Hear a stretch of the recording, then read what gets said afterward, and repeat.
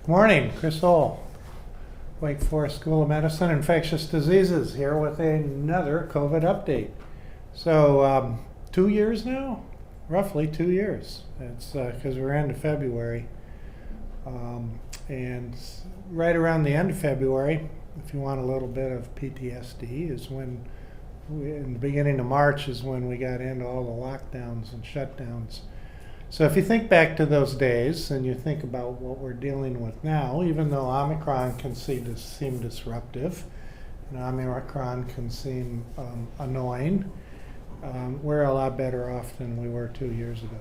And it's been a bit of a bumpy ride over the last 2 years, but gradually it's been improving. And so we'll take it, won't we?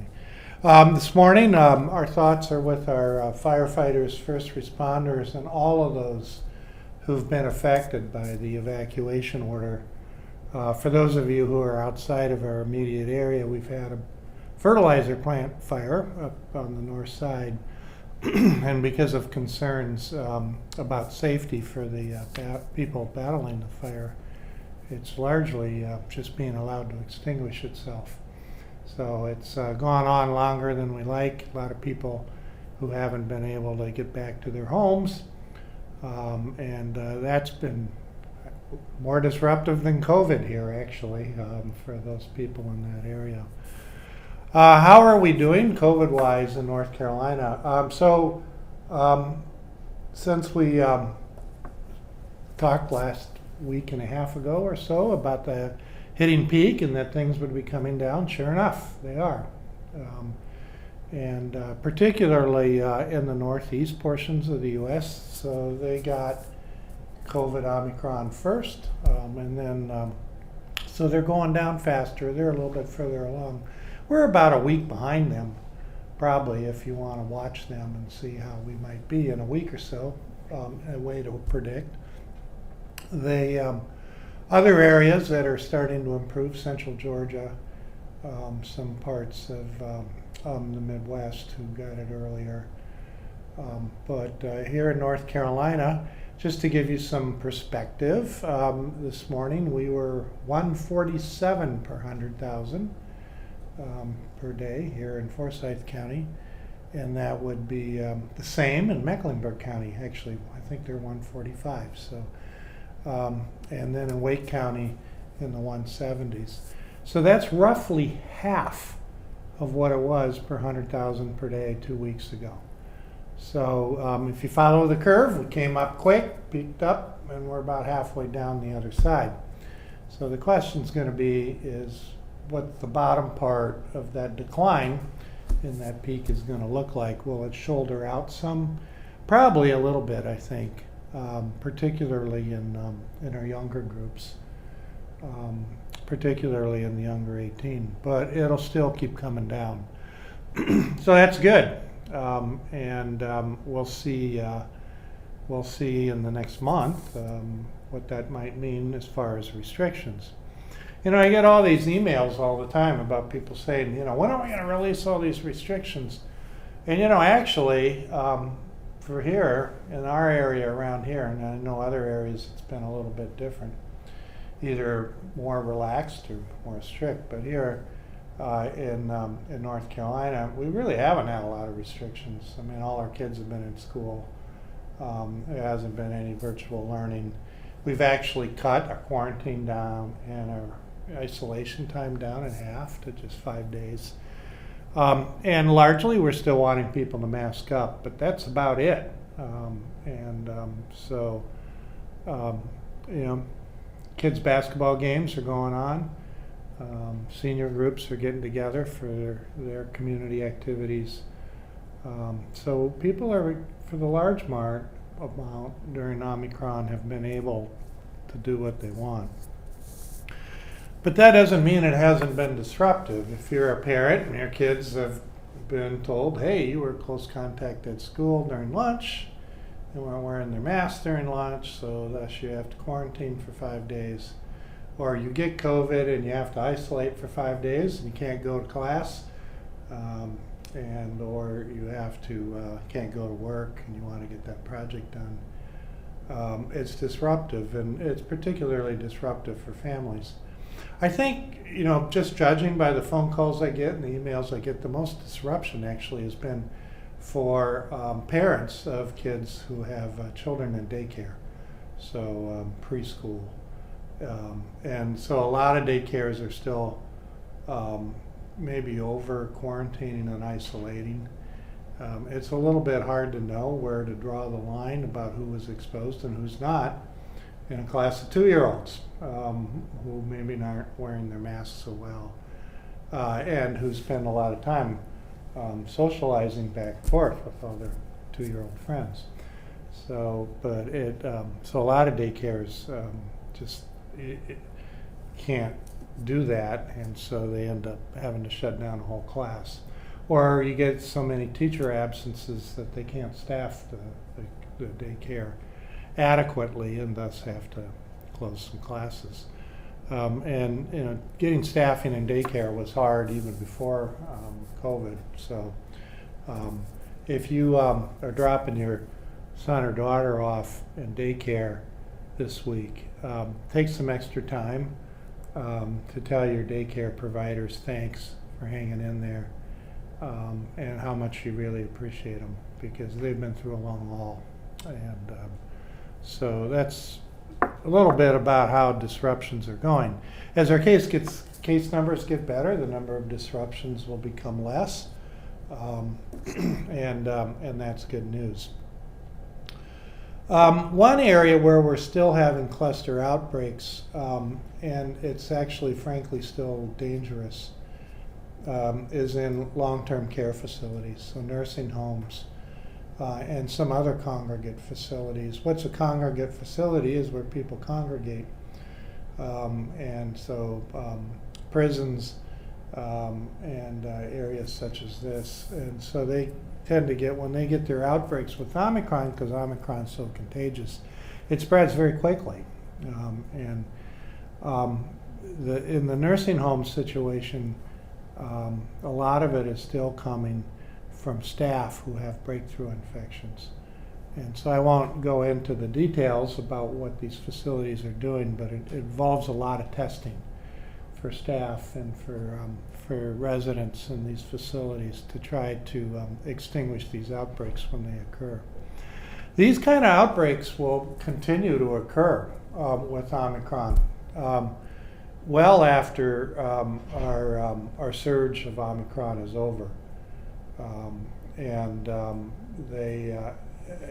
As time goes on, cluster outbreaks will still be happening. So our universities, which are congregate settings, for the most part have been doing fairly well. In fact, at Wake Forest University, their cases, which went up a tad over the week before and last week, are now back down to just less than a handful per day. And so that's great. So everyone keeps asking me about this sort of stealth Omicron variant that people are seeing, particularly in Europe and Asia. And its official name is BA.2.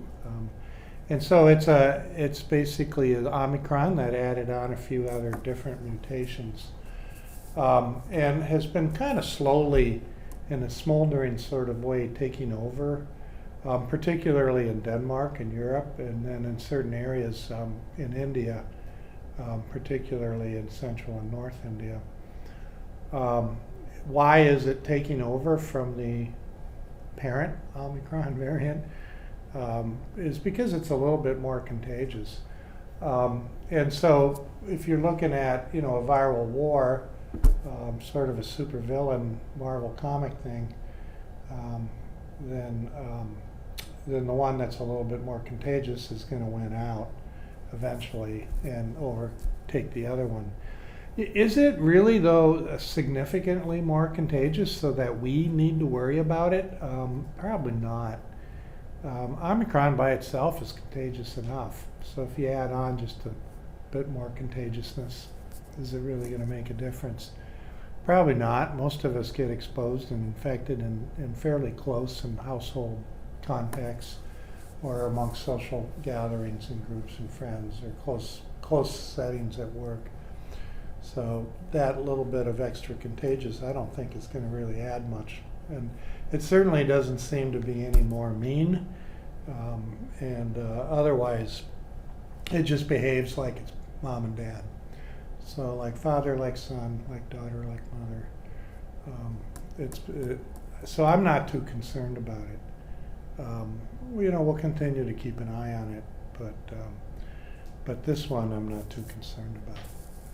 So people ask, what will the coming weeks look like? And over the last 3 or 4 weeks, we've been talking about this. So first thing is we have to fully get over our Omicron surge. So everyone's kind of ready to throw the masks away and say it's over, but we still have 150 per 100,000 per day. To put it in perspective, at the height of our big surge last January, we were at 100 per 100,000 per day. So we're still having more cases than we've ever had before on a day basis. Our hospitals still are stressed. There's still a lot of patients with COVID in our hospitals, and it takes a while to get through and to get those patients discharged. Even though the numbers of new admissions with Omicron have declined, they're still happening, almost all in the unvaccinated group of people. And some of these still are fairly sick. And looking at our ICU numbers still, they're a lot higher than they need to be. So once we get through this surge, then I think that we can talk about removing some of the things that we're doing, and that might include relaxing masking, and we'll see if the numbers get down low enough to sort of where they were right when we were talking about letting the masks go last early November, before the numbers went up again. Then we can talk about taking the masks off in school and in universities and in workplaces. I can tell you they won't come off in hospitals though. The decision making on how to have masking released in a hospital situation relies on other things other than just community numbers and community transmission. And then other things is that those places that have been still trying to do things virtually, such as places of worship and some private schools, would be able to start doing things normally again. And so that would be something to look forward to. But we got a little bit further to go. Let's get rid of this tail end of the Omicron surge first, and then we'll be talking about it. Probably towards the latter part of February, I'll start talking to people about that. Now, for people who have special health care needs, those who are at the extremes of age, those who are immunocompromised, either through medications or their underlying disease, and or people who have a lot of other medical problems, they're still probably going to want to take some precautions, and largely that would probably just mean avoiding very crowded situations around a lot of other people, deliberately staying away from family and friends who you know are sick, and then wearing a mask when you go out. And so for those people, I think that I would take precautions even after this surge is over. Will we have another surge? Probably. I've stopped trying to predict this. Every year our respiratory viral season starts in the end of November and in December, and then we get into January and February, which is when it peaks. And we see influenza, we see something called RSV, we see rhinovirus, we see other coronaviruses. We see parainfluenza, adenovirus, the list just goes on and on. So COVID will be part of that. So my prediction, and please don't hold me to this one, is that we'll start to see some problems with it again next winter. Will it be like our current surge? No. with one caveat. There is still a chance that another variant could pop off that is significantly different from Omicron and Delta. And if that should happen, then we could potentially have to go through it all again. I'm optimistic, cautiously optimistic, that won't happen. The more people we can get vaccinated throughout the world, the better off we'll be. In a way, Omicron might help us a little bit too, because so many people have gotten it. It will provide some natural immunity in that population of people. The million-dollar question, though, and it remains totally unanswered, is how long, how robust, and how cross-reactive will Omicron immunity be to future variants.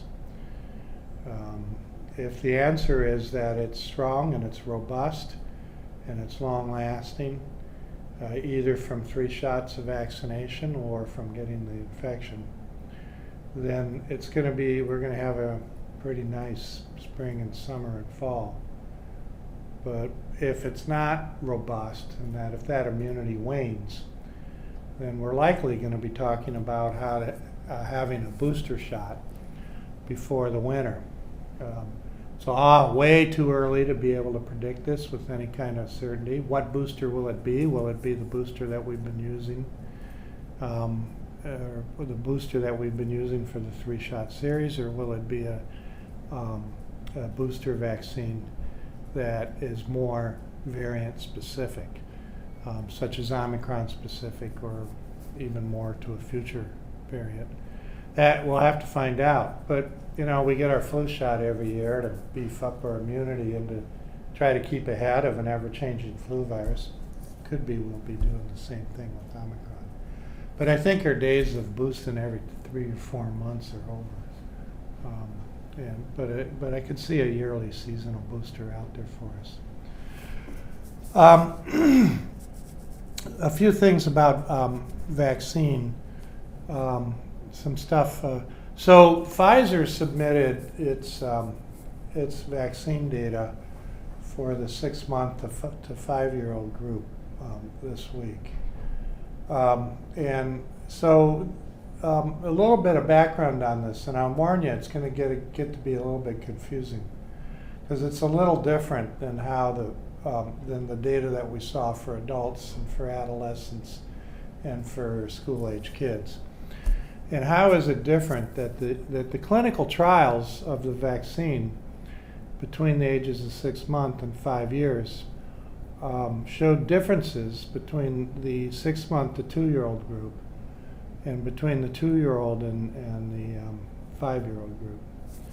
And that difference was that the 6-month to 2-year-old seemed to work really well, whereas the 2-year-old through 4-year-old didn't work as well, either as far, and mostly as far as antibody responses.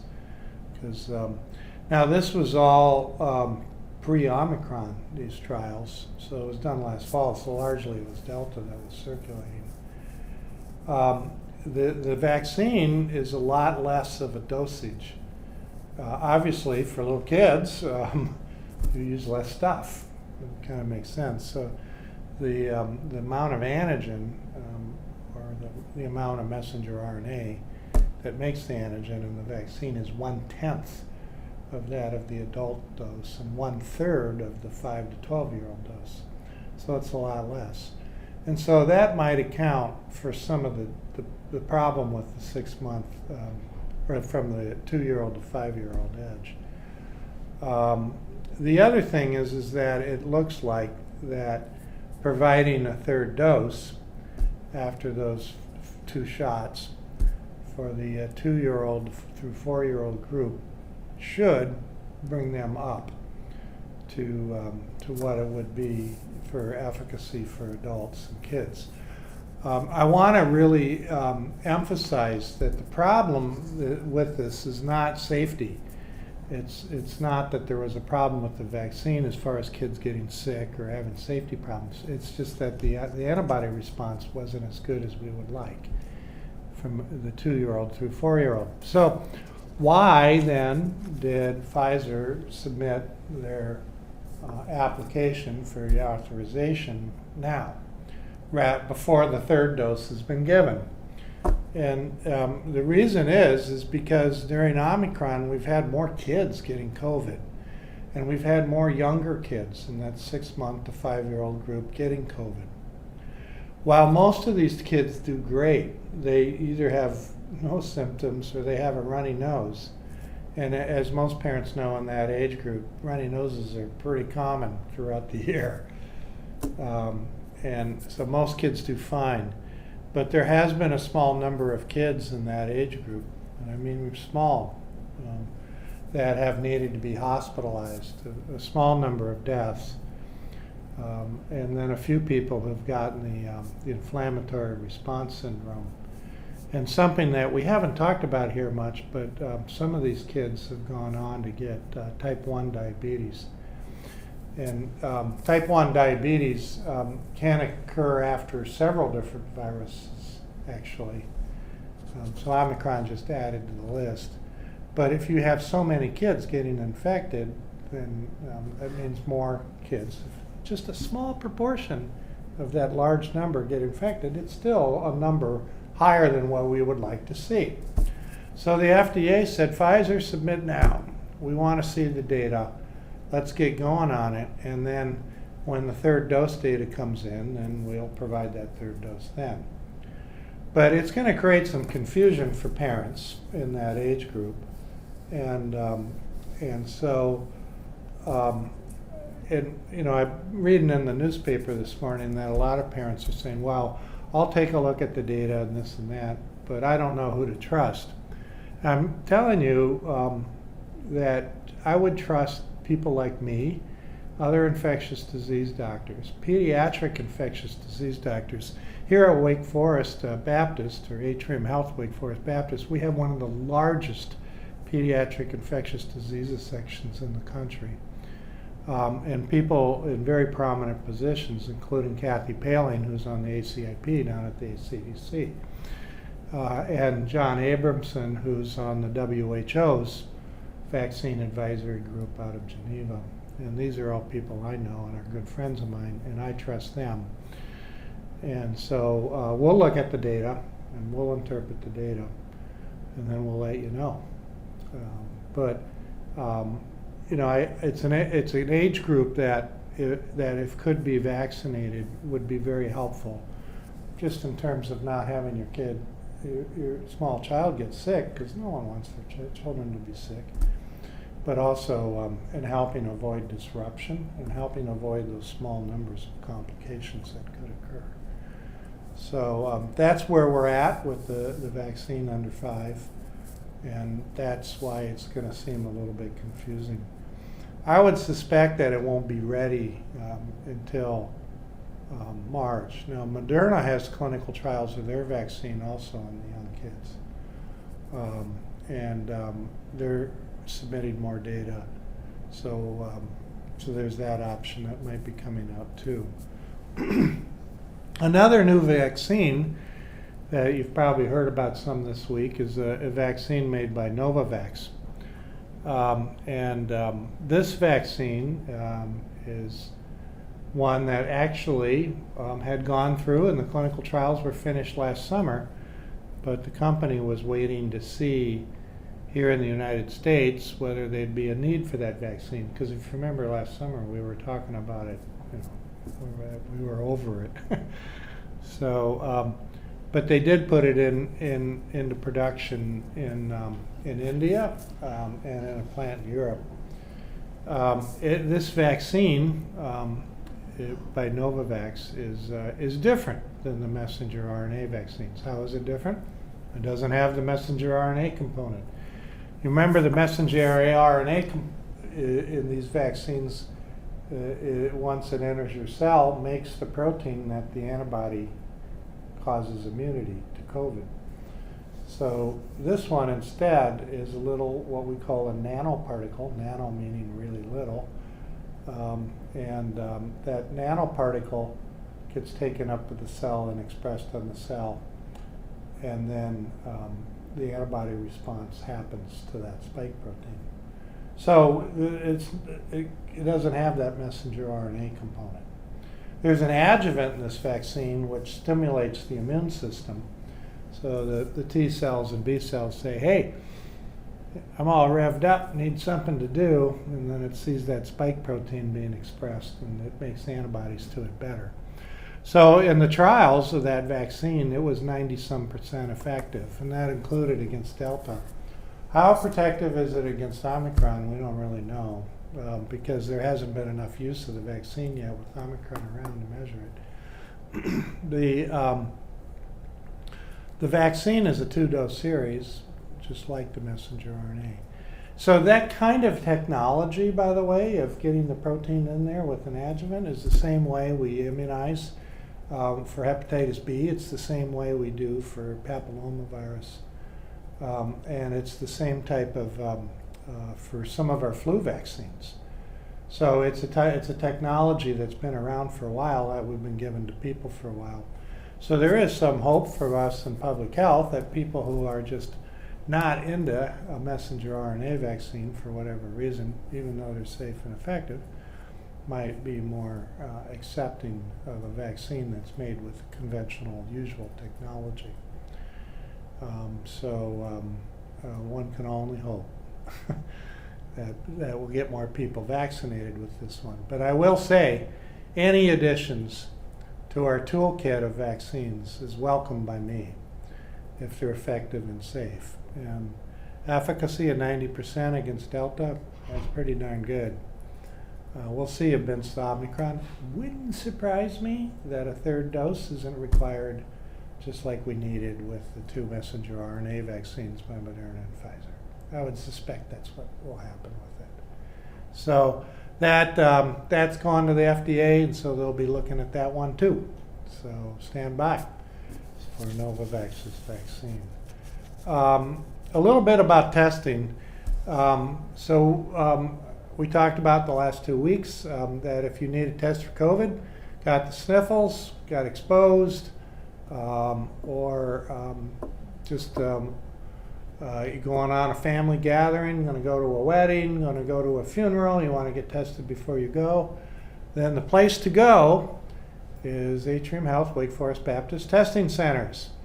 At Wilkesboro, starting on the mountains, we'll work our way down, is at the Lowe's Park at River's Edge, which is out by the old airport, for those of you who remember the old airport up in Wilkes County. And then here in Winston, Bowman Gray Stadium, towards the back part in the parking lot. And then in High Point at Providence Place Mall on the backside on Westchester Drive. The hours are 9 to 6, Monday through Friday, and Saturdays from 10 to 3, unless we get another huge snowstorm, which could disrupt it. But I don't see any of those on the horizon, just a little bit of smoke. So those are the places to go. Pretty cool. They're free. Also really cool is your turnaround time is 24 to 36 hours. You can't beat that. Can't get that anywhere else. So if you need to do your travel to Europe, that's the place to go because you'll get your result back. So you'll have your test back before you go. Don't go to the emergency department. Don't go to urgent care. These places are busy and staffing's tight. You'll wait. You'll wait a long time. The average urgent care wait, unless you have a real emergency, is going to be 3 hours. Your Bowman Gray Stadium wait is about 5 to 10 minutes. So I know which one I would do. So the Forsyth County Health Department and my friends and colleagues over there wanted me to let people know that this coming Saturday, what's the date? Saturday. Today's the 3rd, 4th, 5th. The 5th of February, this coming Saturday, over at the Health Department, which is at 799 North Highland I'll say it again, here in Winston, 799 North Highland, over just east of 52. You can go get N95 masks, and they'll give you a couple free, as we say in the upper Midwest. And then you can also get tested, and they'll also give you home antigen tests. They have, I think, around 9,000 home antigen tests to distribute. So if you haven't gotten your home antigen test yet from the government, or you haven't bought one to have at home, that's the place to go. Home antigen tests are useful because if somebody, whoops, I feel a little congested today, I think it's just a cold, but I'm not so sure, you can test. And they're good enough for that situation, so they're sensitive enough. There's been a question posed to us about testing. When someone tests positive on an at-home antigen test, so got a sniffle, feel stuffy, maybe a little achy this morning, not quite myself, do a home antigen test, it's positive. When do I need to test again? Well, the short answer is most people don't need to test again. What you do in that situation is you isolate for 5 days. You can let the health department know by sending them a voicemail, and then that'll get you counted on the counting list. And you isolate at home for 5 days. Get out the jigsaw puzzle and have your symptoms at home. Now, if you get more sick, if you start to have trouble breathing, or you just get so weak you can't get around the house, or if somebody says you're not thinking right, or you really don't look so good, then put on your mask, and then that's a reason to go to an emergency department or an urgent care to get evaluated. But otherwise, you didn't need to go there. At the end of your 5th day, and then you can put on a good mask. Maybe you got one of the N95s from the health department, and then you can go out and about. For the next 5 days, you'll want to be very religious about your masking.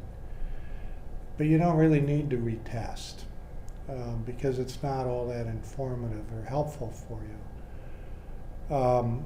There are a few people, though, who might want to, and those people who are around people or are going to be around people who are frail, older, have underlying health problems, or immune compromised. You might want to test before you get back to them. The tests are positive a little bit longer than what you're contagious. So just keep that in mind. But otherwise you don't need to retest. So that's pretty much what I have to say this morning. Any questions? My friends at WXII? Sorry, no. No questions. Any questions for my Facebook friends? We have one where they're asking if you've had COVID 15 days ago, you're 15 days past having COVID, and then you get exposed again to someone who's positive. What's like the reinfection rate? Should they get tested again? Yeah, that's a good question. So we talked about this prior to Omicron, but I don't think we brought it up again with Omicron. Okay, I got Omicron 2 weeks ago. And then my roommate or my husband just told me, hey, I got COVID, got tested, it's positive, and you're exposed to them. What's your reinfection rate? If you've gotten Omicron in the last 90 days, which is for most of us, it's going to be everyone who got Omicron, right? Because Omicron didn't really start getting into our area until the last week of December. So everyone, if you've gotten COVID since the last week of December, your risk of reinfection is pretty low. It's less than 5%, and you don't need to quarantine. And if that's the case, and if you are a kid going to school, you can put your mask on and go to school. If you're in university, you can go to your class. If you can go to work, you can do whatever you want. So if you've had Omicron in the last 90 days, it's kind of like a get out of quarantine free card. And but so again, it's from the last week of December. So if you got COVID last fall, that was Delta, and then the reinfection rate for getting Omicron after having had Delta or the wild type virus way back is you're only about 30% protected. So it's pretty high. But I'm hoping and banking that the Omicron immunity will be long-lasting and robust, and that'll get us through the next few months. Any other questions? All right, we'll see you next week. If numbers keep coming down, maybe we'll go to every other week after next week.